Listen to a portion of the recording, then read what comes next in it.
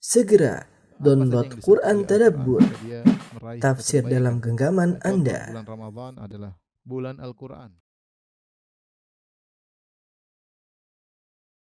Bismillahirrahmanirrahim. Assalamualaikum warahmatullahi wabarakatuh. Alhamdulillahi ala ihsani wa syukru lahu ala taufiqihi wa amtinani wa asyhadu an la ilaha illallah wahdahu la syarika lahu ta'ziman li sya'nihi wa asyhadu anna Muhammadan abduhu wa rasuluhu da'ila ridwani. Allahumma salli alaihi wa ala alihi wa ashabihi wa ikhwani.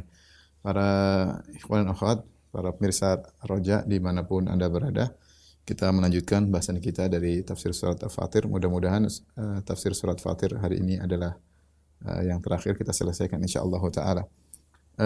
Allah Subhanahu wa taala berfirman pada ayat 40, "Qul ara'aytum syuraka'akum alladhina tad'una min dunillahi aruni madza khalaqu minal ardi am lahum syirkun fis samawati am atainahum kitaban fahum 'ala bayyinatin min bal iyya'idudz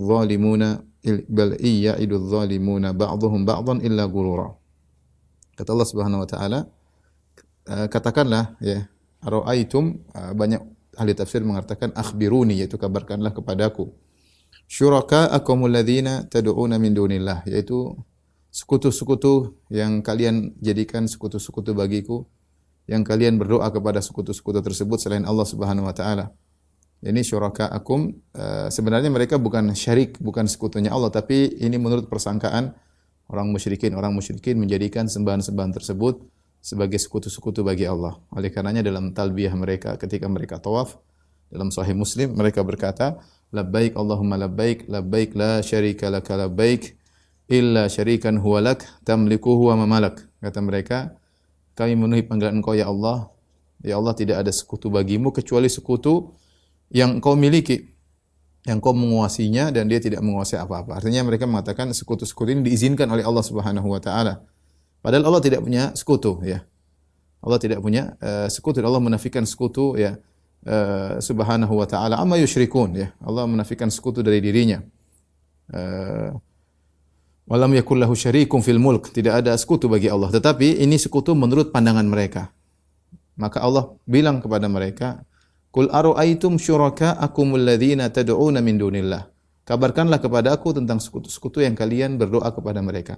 Tad'un di sini dari doa dengan dua makna, bisa doaul mas'alah, bisa juga doaul ibadah. Bisa kita artikan, kabarkanlah kepadaku tentang sekutu-sekutu kalian yang kalian sekutukan mereka denganku, yang kalian berdoa kepada mereka, memohon hajat kepada mereka, atau kalian beribadah kepada sekutu-sekutu tersebut, ya. Min dunillah aruni madza khalaqu minal ardi, ya. Tunjukkanlah kepadaku madza khalaqu minal ardi, ya. Apa yang telah mereka ciptakan dari bumi ini, ya. Tanyakan. Apa yang sudah mereka ciptakan sehingga kalian menyembah mereka? Ya, sekarang kan Allah berkata kalau mereka punya ciptaan silakan disembah. Berhak untuk disembah, mereka mencipta. Tapi tunjukkan kepadaku mana ciptaan mereka, ya. Am lahum syirkum fis samawat, ataukah mereka punya saham denganku dalam masalah langit, yaitu dalam penciptaan, dalam pemeliharaan, ya, sianah, maintenance langit, kemudian juga dalam pengaturan, ya, tadbir, banyak hal di langit yang harus diatur, ya. Apakah mereka punya saham sehingga kalian sembah? Ya. Am atainahum kitaban fahum ala bayyinatin min, ataukah kami telah menurunkan kitab, pernyataan bahwasanya boleh mengambil sekutu-sekutu ini sebagai sembahan selain Allah Subhanahu wa taala. Bal iyya'idudz zalimuna ba'dhum ba'dhan illa ghurura, ya. Sungguhnya tidak ada dalih bagi mereka kecuali hanyalah, ya, sebagian dari mereka menjanjikan kepada sebagian yang lain dan janji mereka hanyalah tipuan belaka. Di sini kalau kita perhatikan Allah Subhanahu wa taala, ya, menyebutkan, orang bilang apa? Sabar wa taqsim, yaitu maksudnya kemungkinan-kemungkinan. Kenapa kalian harus menyembah berhala-berhala? Kenapa kalian harus menyembah berhala? Kenapa kalian harus menyembah malaikat? Kenapa harus kalian menyembah para wali? Kenapa kalian harus menyembah pohon-pohon? Kenapa kalian harus menyembah Nabi Isa? Kabarkan kepada aku sembahan-sembahan kalian tersebut.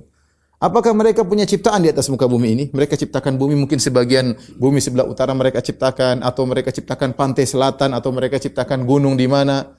Kalau memang mereka punya ciptaan berhak disembah, oke. Kemungkinan pertama, mereka tidak punya.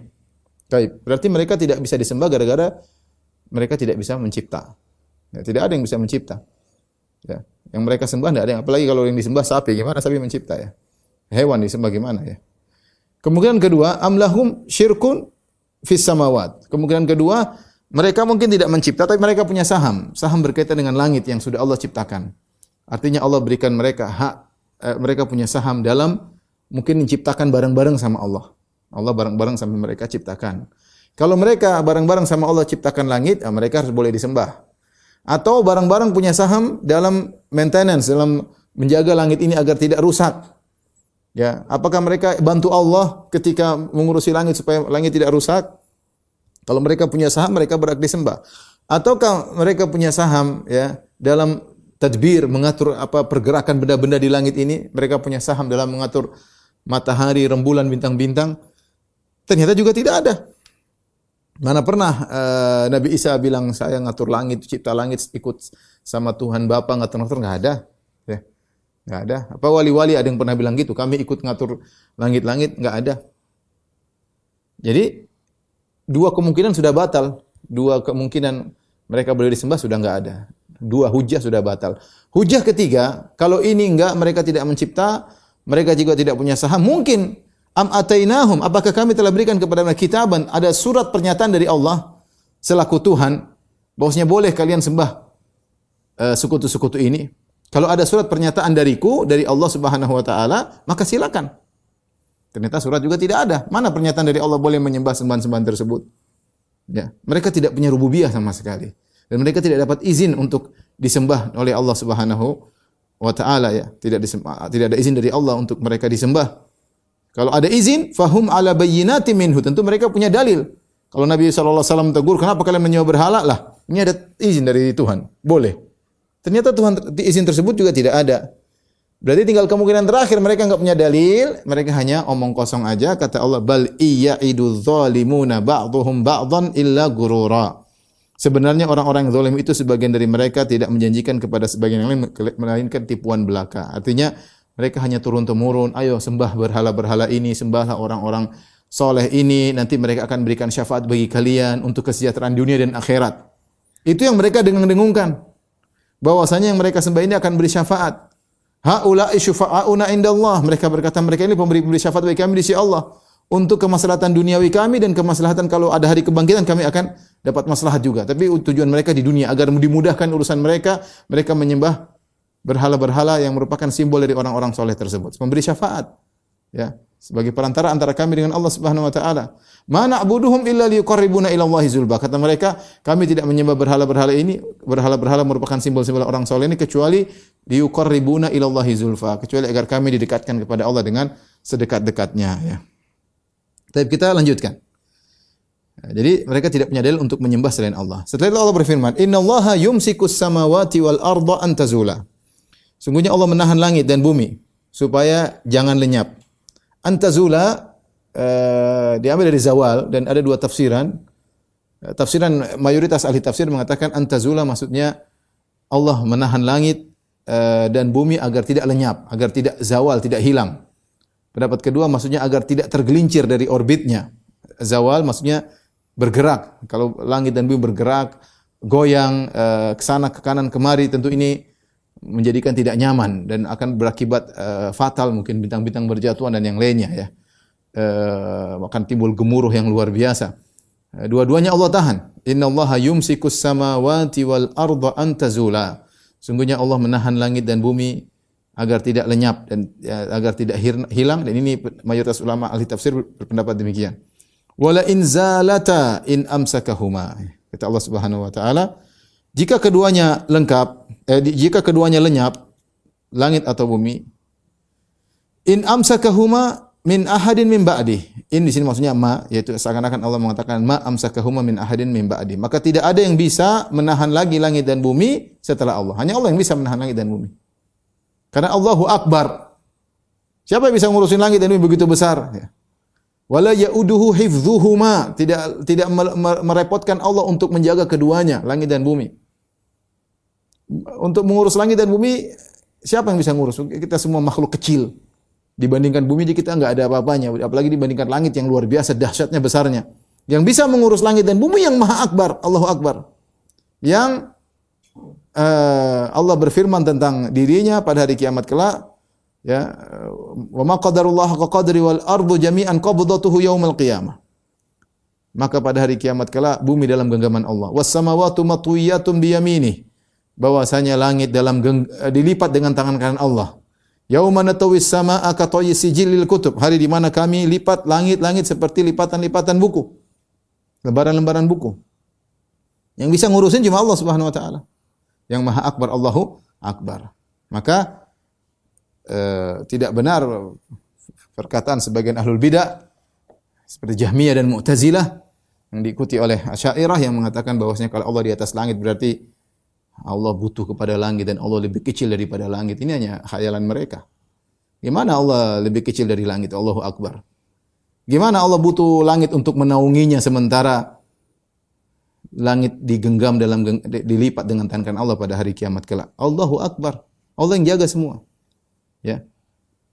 Wala in zalata in amsakahuma min ahadin min ba'dih. Kalau ternyata langit dan bumi lenyap, tidak ada yang bisa menjaganya lagi, tidak bisa menahannya lagi setelah Allah siapapun. Innahu kana haliman ghafura. Sungguhnya Allah Subhanahu wa taala adalah Maha Halim dan Maha Ghafur. Apa ini maksud dengan Halim? Halim maksudnya Allah Subhanahu wa taala mengakhirkan hukuman. Ya, Halim, al-hilm maknanya adalah ta'khirul uqubah an mustahiqiha. Ya, mengakhirkan bukan meninggalkan, tapi menunda hukuman bagi orang yang berhak mendapatkan hukuman. Siapa tahu dia sadar. Itu namanya Halim. Tidak cepat membalas, nanti aja. Siapa tahu dia berubah pikiran.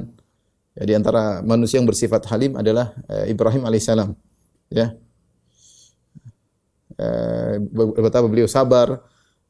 Bahkan ketika diusir oleh kaumnya dia tidak mendoakan keburukan, bahkan mau dibakar oleh kaumnya beliau tidak mendoakan keburukan, dan banyak kejadian-kejadian Nabi Ibrahim alaihissalam orang yang sangat sabar. Allah Subhanahu wa taala hamba-hambanya melakukan maksiat berulang-ulang, tapi Allah Subhanahu wa taala Halim. Allah menunda supaya mereka bisa bertobat di kemudian hari.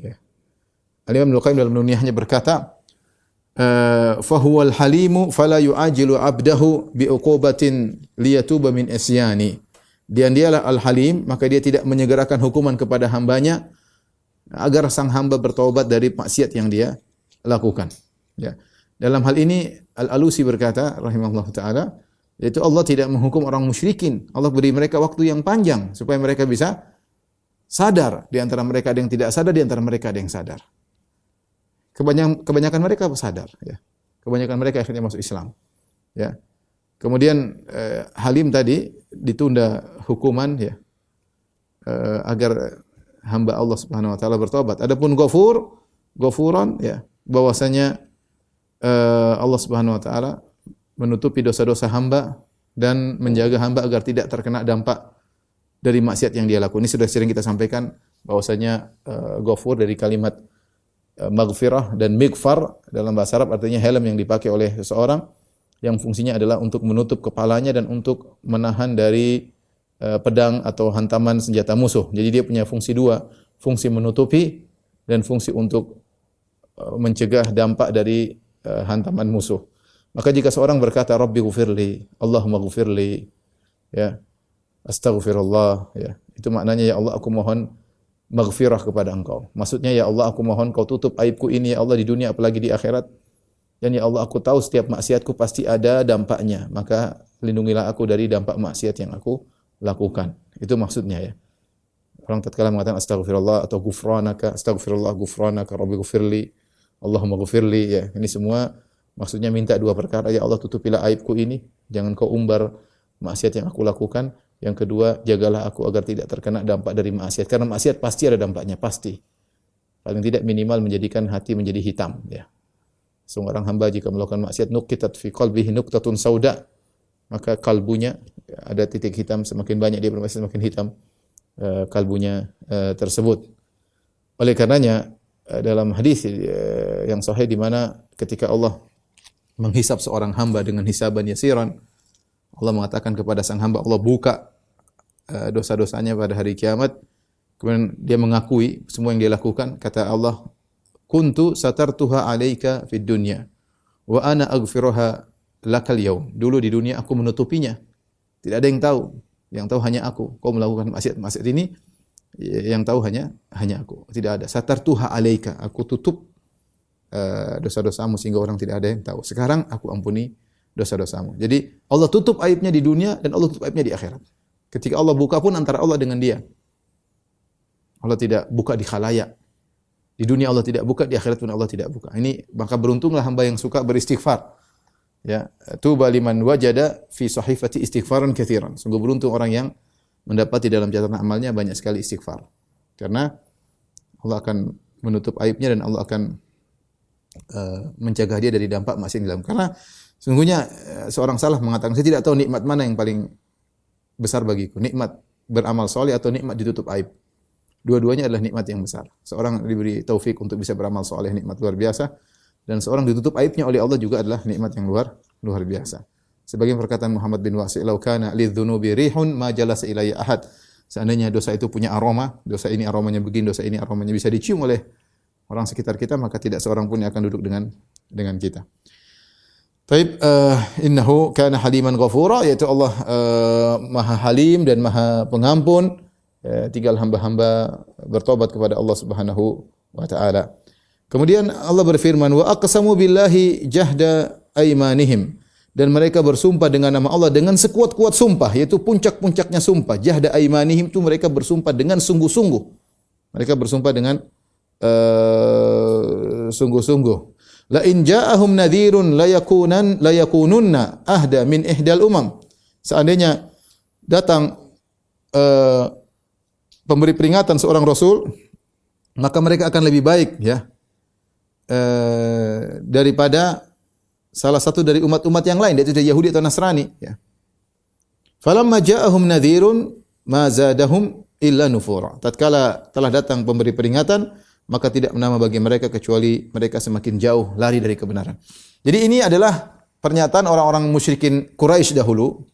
Banyak ahli tafsir membawakan perkataan orang Quraisy ketika belum datang Rasulullah SAW, mereka melihat ada Nasara, ada Yahudi, mereka datang kepada Yahudi Nabi Musa, datang kepada Nasara Nabi Isa. Mereka sesumbar, mereka bersumpah, demi Allah, seandainya datang kepada kami seorang Rasul, kami akan lebih baik daripada Yahudi dan Nasrani. Kata mereka, la yakununna ahda min ihdal umam, kami akan lebih baik daripada Yahudi atau Nasrani. Mereka sesumbar. Tapi apa yang terjadi? Tatkala datang pemberi peringatan tersebut, yaitu datang Rasulullah sallallahu alaihi wasallam, mazadahum ila nufura, maka mereka semakin jauh dari Allah Subhanahu wa taala. Ya, mereka sesumbar ya. Seperti firman Allah Subhanahu wa taala, "Wa minhum man ahadallah la in atana min fadlihi lanasaddaqanna wa lanakunanna minas salihin falamma atahum min fadlihi bakhilu bihi wa tawallaw wa hum mu'ridun." Di antara mereka ada yang sesumbar dengan berkata, seandainya kami berjanji kepada Allah, seandainya Allah berikan kami kenikmatan, kami akan benar-benar bersedekah dan kami akan menjadi orang-orang soleh. Tatkala datang kepada mereka apa yang mereka minta, dikasih karunia Allah Subhanahu wa taala, bakhilu bihi, justru mereka pelit. Dan mereka terjadi orang soleh, wa tawallau, justru mereka berpaling, wa hum mu'ridun, dan mereka balik dan berpaling. Sama seperti orang Quraisy. Mereka bilang, nanti kalau ada Rasul datang pada kami, kita enggak ada Rasul sih, orang Quraisy, orang Arab enggak ada. Rasul datang, Nabi Musa kepada Bani Israel, datang kepada Yahudi, Nabi Isa datang kepada Nasara. Kita enggak ada Rasul Arab. Kalau ada datang kita pasti beriman. Pasti kita lebih baik daripada Yahudi Nasrani. Ini omongan mereka, bahkan mereka bersumpah dengan sungguh-sungguh, jahda aimanihim. Ketika datang mereka tidak beriman. Padahal yang datang tersebut bukan orang sembarang, Rasulullah sallallahu alaihi wasallam yang mereka kenal betul, bahkan mereka beri gelar dengan Al-Amin. Yang super amanah. Tidak punya cacat di masa jahiliyah dahulu. Tidak ada poin yang mereka bisa pegang dari kebiasaan buruk Nabi sebelum jadi Nabi untuk dijadikan bahan olok-olokan pada Nabi. Enggak ada. Nabi bersih. Ya, makanya meskipun Nabi belum jadi Nabi, Allah sudah menjaga sejarah perjalanan Nabi sallallahu alaihi wasallam sehingga tidak ada kesalahan yang bisa dijadikan bahan olok-olokan oleh orang Quraisy setelah Nabi menjadi Nabi. Enggak ada ya. Makanya disebutkan Nabi sallallahu alaihi wasallam ketika ikut serta dalam bangun Ka'bah, Nabi kepanasan, Nabi ingin angkat sarungnya untuk taruh di pundaknya supaya angkat batu ringan, Allah jadikan Nabi pingsan. Kenapa? Agar auratnya tidak kelihatan. Padahal sebagian mereka terbuka aurat tidak ada masalah ya. Kemudian juga Nabi pernah ingin hadir, dia menggembalakan kambing. Kemudian Nabi mengatakan kepada temannya, pegang kambing-kambing saya mau ikut walimah di sana. Nabi menuju masuk kota Mekah dengar musik-musik dari jauh, Nabi dibuat pingsan oleh Allah Subhanahu wa taala. Artinya Nabi masa remaja pun tidak pernah melakukan kesalahan. Karena kalau Nabi punya aib yang buruk akan dijadikan pegangan. Ente dulu kemarin masih ingusan kayak gini-gini, sekarang mau dakwahi kami. Itu mereka tidak dapat pada Nabi. Bahkan yang mereka dapati Nabi SAW Al-Amin sebelum jadi Nabi. Dan mereka sesumber kalau ada Rasul datang kami akan beriman. Begitu datang Rasul tersebut mereka justru tidak beriman. Kenapa tidak beriman? Justru semakin kabur. Istikbaran fil ardi wa makra sayyi. Tidak lain kecuali karena kesombongan mereka. Ya, istikbaran yang mengatakan apa namanya? Mafuli ajli istikbar. Ada yang mengatakan istikbar maksudnya mustakbirina, hal dari mereka karena mereka sombong ya. Ini yang buat mereka menolak Nabi sallallahu alaihi wasallam. Bukan karena mereka mengatakan Nabi membawa kebatilan. Mereka tahu Nabi benar. Cuma kesombongan yang buat mereka tidak mau beriman kepada Muhammad, pada Muhammad Al-Amin dengan nasab yang terbaik di antara mereka ya. Kakeknya adalah penguasa kota Mekah ya, dari Bani Hashim, tapi semua itu tidak bermanfaat ketika mereka sombong ya. Kata Allah, wa makru sayyi, dan karena rencana mereka yang jahat. Makru sayyi ini adalah bab idhafatu al-mausuf ila sifatihi. Makru sayyi itu seperti kalau kita artikan al-makru as-sayyi. Cuma terkadang mausuf diidhafahkan kepada sifatnya seperti masjid al-jami, maksudnya al-masjid al-jami. Dan ini datang dalam bahasa Arab metode seperti ini. Jadi makru sayyi maksudnya al-makru sayyi. Mereka tidak beriman kepada Rasulullah SAW tidak lain karena kesombongan atau karena mereka memiliki rencana yang buruk kepada Nabi sallallahu alaihi wasallam. Kemudian kata Allah Subhanahu wa taala, wala yahiqul makru sayyi'u illa bi ahlihi fahal yanzuruna illa sunnatal awwalin falan tajida li sunnatillahi tabdila wa lan tajida li sunnatillahi tahwila. Kata Allah Subhanahu wa taala ya, tidaklah mereka rencana yang jahat itu tidak akan menimpa kecuali orang yang merencanakannya sendiri. Ya, Allah mengatakan bahwasanya wala yahiqu al-makru as-sayyi illa bi ahlihi. Rencana jahat tersebut tidak akan menimpa Nabi sallallahu alaihi wasallam, justru menimpa mereka yang punya rencana tersebut. Ahlihi yaitu yang berhak untuk mendapatkan hasil dari rencana buruk mereka akan kembali menimpa mereka. Fahal yanzurun illa sunnatal awwalin, tidaklah mereka menantikan kecuali hanyalah sunnah orang-orang terdahulu, yaitu sunnatullah, hukum yang berlaku kepada orang-orang terdahulu. Falan tajida li sunnatillahi tabdila, maka kau tidak akan mendapati perubahan ya bagi sunnah tersebut. Walan tajida li sunnatillahi tahwila, dan kau tidak akan mendapati penyimpangan dari sunnatullah tersebut. Artinya Allah punya sunnatullah yang berlaku. Setiap umat yang diutus Nabi kepada mereka, ya, kalau mereka menentang, mereka punya rencana buruk, mereka ingin membunuh Nabi tersebut dan rencana-rencana jahat, maka akan kembali kepada mereka. Dan itu berlaku sejak zaman Nabi Nuh alaihissalam. Ya, semua umat-umat yang menentang kemudian ingin membunuh nabi-nabi mereka, maka mereka akan mendapatkan keburukan sampai pada Nabi Muhammad sallallahu alaihi wasallam. Dan sunnatullah tersebut adalah hukum Allah yang berlaku, tidak akan berubah. Kau tidak akan mendapatkan tabdila dan tidak akan mendapatkan tahwila. Tabdil itu penggantian, tahwil perubahan atau penyimpangan, tidak ada. Dan benar, akhirnya mereka ditimpa dengan kehancuran orang-orang Quraisy yang tidak bertobat, maka akan menerima kehancuran seperti Abu Jahal, Abu Lahab, Utbah bin Rabi'ah, ya, Uqbah bin Abi Mu'aid, ya, kemudian Umayyah bin Khalaf, Ubay bin Khalaf, ya, dan yang lain-lainnya, mereka semua binasa, ya.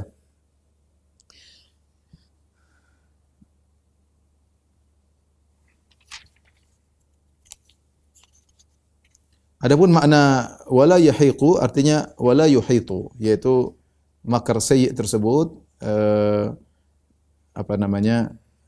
makar yang buruk tersebut tidak akan meliputi kecuali pembuat makar. Kemudian Allah Subhanahu wa taala berfirman, awalam yasiru fil ardi fayanzuru kaifa kana aqibatul ladzina min qablihim. tidakkah mereka berjalan di atas muka bumi dan apakah mereka tidak berjalan di atas muka bumi? Ya. Fayanzuru kaifa kana aqibatul ladzina min qablihim. Kemudian mereka melihat bagaimana kesudahan orang-orang sebelum mereka. Wa kanu ashadda minhum quwwah, dan orang-orang sebelum mereka tersebut lebih hebat daripada mereka.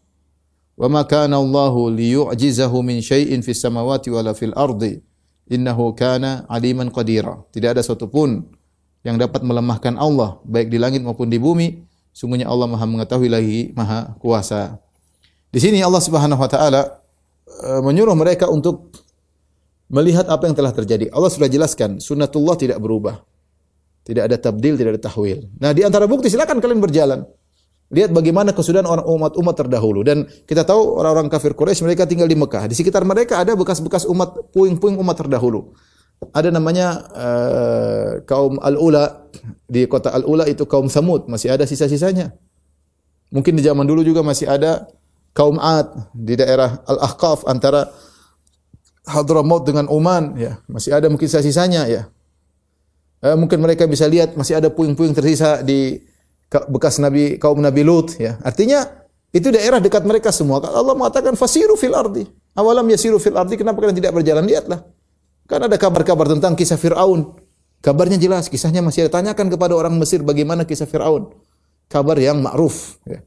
Yang sampai ceritanya sampai mendunia sampai kepada orang-orang Quraisy. Itu sunnatullah yang sudah berlaku. Allah jelaskan kepada mereka. Ya, artinya kalian mau bukti, silakan berjalan. Awalam yasiru fil ardi fayanzuru kaifa kana aqibatul ladzina min qablihim. Lihatlah bagaimana kesudahan orang sebelum kalian.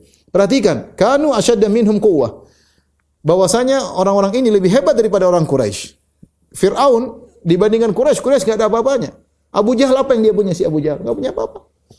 Abu Lahab punya apa? Cuma tinggal di kota Mekah, jadi bos di kota Mekah gersang, enggak ada apa-apa. Apa dibandingkan Firaun? Firaun punya punya kerajaan, punya bangunan yang hebat, punya sungai Nil, punya macam-macam. Ya. Bandingkan dengan kaum Samud. Kaum Samud punya gunung dijadikan dilobangi, dipahat, dijadikan rumah tempat tinggal. Ya. Terus kalian apa yang kalian punya? Kekuatan juga enggak. Ya. Kalian lebih hebat mereka. Mereka lebih hebat daripada kalian, wahai orang Quraisy. Namun mereka juga binasa. Karena ada sunnatullah yang berlaku.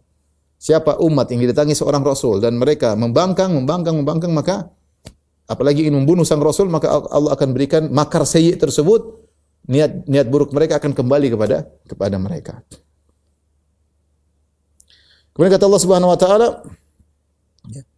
"Wa ma kana Allahu liyu'jizahu min syai'in fis samawati wala fil ardi." Tidak satu pun di langit dan di bumi yang bisa melemahkan Allah. Kalau Allah ingin sesuatu, tidak ada yang bisa menghalangi Allah Subhanahu wa taala. Innahu kana aliman qadira. Karena Allah itu Maha mengetahui dan Maha kudrah, Maha berkuasa. Inilah kenapa tidak ada yang bisa menghalangi Allah Subhanahu wa taala, karena terkumpul pada Allah dua sifat yang maha tinggi, yaitu sifat ilmu, dan juga sifat kudrah, sifat kekuasaan. Biasanya orang lemah tidak mampu melakukan itu karena salah satu dari kedua sifat ini tidak ada. Mungkin dia punya ilmu, tapi dia enggak punya kudrah untuk melakukannya. Ya. Orang bisa bikin rumah, iya saya bisa bikin rumah, saya bisa gambar, tapi enggak ada modal, ya enggak bisa jadi, enggak punya modal gimana mau jadi kontraktor untuk bikin rumah. Ya. Atau punya modal tapi enggak punya ilmu. Punya modal, punya kuat tapi enggak bisa. Ya. Untuk bisa mewujudkan sesuatu harus terkumpulkan padanya adalah ilmu dan kudrah. Makanya ketika Allah Maha berilmu, ilmunya meliputi segala sesuatu, dan kudrahnya meliputi segala sesuatu, maka tidak ada satupun yang bisa melemahkan Allah. Apa yang Allah kehendaki, innama amruhu idza arada syai'an an yaqula lahu kun fayakun. Kalau Allah menghendaki sesuatu tinggal bilang kun fayakun. Karena semuanya dibangun di atas ilmu yang maha luas dan juga kekuasaan yang tidak terbatas, maha kudrah. Kemudian kata Allah Subhanahu wa taala, ayat terakhir dari surat Fatir, "Walau yu'akhidullahu an-nasa bima kasabu ma taraka 'ala dhahriha min dabbah, walakin yu'akhiruhum ila ajalin musamma, fa idza jaa'a ajaluhum fa innallaha kana bi'ibadihi basira." Kata Allah Subhanahu wa taala, ya. Jikalau sekiranya Allah menyiksa manusia, menghukum manusia diakibatkan perbuatan mereka, ma taraka ala dhahriha min dabbah, maka tidak ada di atas muka bumi ini binatang melata yang tersisa. Ya, dabbah di sini ada yang mengatakan maksudnya manusia itu sendiri. Karena dabbah kalimat yang umum, kullu ma yadubbu fil ard, yaitu semua yang berjalan di muka bumi, baik yang berkaki dua seperti manusia, berkaki empat atau berjalan dengan perut. Allah khalaqa kulla dabbatin mimma faminhum man yamshi ala batnihi wa minhum man yamshi ala rijlain wa minhum man yamshi ala arba'. Allah sebutkan ada di antara dabbah yang berjalan dengan dua kaki, ada yang berjalan dengan empat kaki, ada yang berjalan dengan perutnya.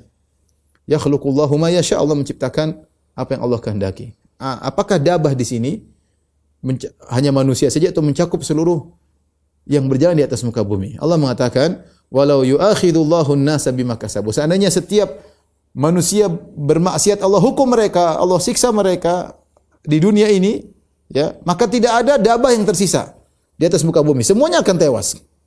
Semuanya akan tewas. Kalau diartikan di sini dabbah maksudnya lafdzun am yuradu bihi al-khusus, maksudnya ini adalah maksudnya manusia, wajar. Ya, manusia yang bermaksiat maka ini akan dihabisi oleh Allah Subhanahu wa taala. Bayangkan kita ini sering bermaksiat. Kalau bayangkan setiap kita bermaksiat, misalnya salah ngelihat kepala kita kebentur, salah mendengar mungkin telinga kita kebentur, ya, lakukan sedikit kemudian kita setiap maksiat ada dampaknya langsung, maka tidak ada manusia yang selamat. Tapi Allah halim tadi, Allah tidak langsung menghukum. Ya. Maka ma taraka ala dhahriha min dabbah, maka tidak ada satu manusia pun yang akan Allah sisakan dari muka bumi. Semuanya akan binasa karena tidak ada manusia yang selamat dari dosa. Dan setiap kalau manusia berdosa, Allah hukum, Allah siksa, tidak ada yang selamat. Semuanya akan tewas. Ini pendapat pertama. Pendapat kedua, dabbah di sini umum. Kalau manusia bermaksiat dan Allah hukum, maka bukan cuma manusia saja yang tewas, tapi hewan-hewan juga akan tewas. Kenapa? Karena ini dampak dari maksiat. Dampak dari maksiat. Maksiat itu bukan hanya berkaitan dengan sang manusia saja, berkaitan dengan alam, berkaitan dengan hewan-hewan dan yang lainnya, ya. Makanya para pelaku maksiat dikatakan mufsidun, melakukan kerusakan. Oleh karenanya orang yang alim, ya, orang yang alim didoakan oleh hewan-hewan sampai hatal hitani fil bahr, sampai ikan di lautan mendoakan orang alim. Kenapa? Kalau orang alim dia bertakwa kepada Allah, dia mengajarkan kebaikan sehingga kebaikannya berdampak kebaikan bagi alam semesta, bukan pada dirinya saja. Sebaliknya maksiat, kekufuran, kemaksiatan berdampak bukan cuma pada pelakunya, bahkan berdampak pada makhluk-makhluk yang lain. Ini pendapat kedua dan ini pendapat kebanyakan ahli tafsir. Mereka menafsirkan dabbah di sini umum, bukan cuma manusia, tapi seluruh binatang akan ikut hancur gara-gara ulah perbuatan maksiat manusia. Walaki yuakhiruhum ila ajali musamma, tetapi Allah tunda menyiksa mereka sampai waktu yang telah ditentukan. Ya. Sampai waktu yang telah tertentu. Ya. Entah ada sebagian mereka Allah siksa di dunia, ada yang mereka tidak disiksa sama sekali, hidup dengan nyaman, tapi mereka akan disiksa di hari kebangkitan. Ya. Ada, terserah Allah Subhanahu wa taala. Pokoknya ada ajal, ada waktu yang telah Allah tentukan. Fa idza jaa ajaluhum, jika telah datang waktu ajal mereka, fa innallaha kana bi ibadihi basira, maka Allah Subhanahu wa taala, ya, Maha mengetahui, Maha melihat hamba-hambanya, ya, maka Allah akan balas sesuai dengan apa perbuatan mereka. Allah mengatakan fa idza jaa ajaluhum, kalau datang ajal mereka, fa innallaha kana bi ibadihi basira, Allah Maha melihat hamba-hambanya. Artinya Allah tahu mana yang maksiatnya segini, mana yang kufur, mana yang taat. Ketaatan pun bertingkat-tingkat, Allah pun tahu. Maksiat bertingkat-tingkat, Allah pun tahu. Maka Allah memberi balasan sesuai dengan apa yang Allah tahu dari mereka, karena Allah melihat seluruh perbuatan mereka. Tidak ada yang luput dari penglihatan Allah Subhanahu wa taala. Inilah ikhwan dan akhwat para pemirsa Raja TV di mana Anda berada, kita selesai dari surat Fatir, alhamdulillah. Insyaallah kita lanjutkan pada surat yang lain. Insyaallah kita lanjutkan pekan depan dengan tafsir surat Yasin insyaallah taala. Kurang lebih saya mohon maaf. Wabillahi taufiq wal hidayah. Assalamualaikum warahmatullahi wabarakatuh.